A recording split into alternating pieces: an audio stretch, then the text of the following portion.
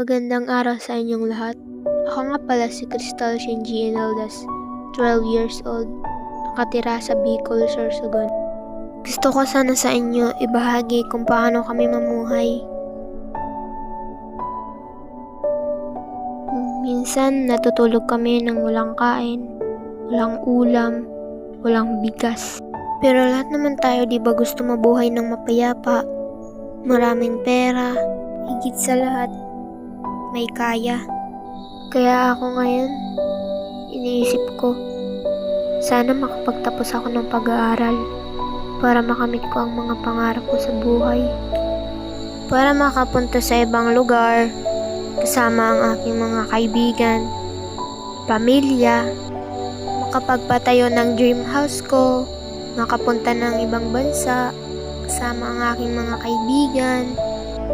Kaya sana guys, suportahan nyo na lang ako, pati ang aking mga pamilya, para makaahon sa hirap na to. Noong nakaraang buwan, nagiba yung aming kusina. Pero ngayon okay na rin, kasi napaayos na.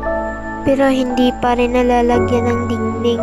Pero pati ang aming CR magigiba na rin. Tingnan nyo guys. Halos puro puno ang paligid ng bahay namin. Kaya kapag bumabagyo, pumupunta kami sa kapitbahay namin, kapatid ng lola ko.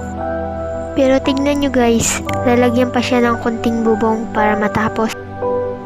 Sana maging sikat din akong vlogger. Lahat naman tayo diba, gustong maging sikat. Pero paano kaya yung mangyayari? Pero isa lang ang hinihiling ko guys. Sana suportahan nyo rin ako. Sana makakita nitong video, maunawahan nyo ako. Yan nga pala ang loob ng kusina namin. Diyan na rin kami nagluluto. Kasi yung dating lutuan namin, nasira na rin. Yun lang guys. Sana maunawahan nyo kami. Bye!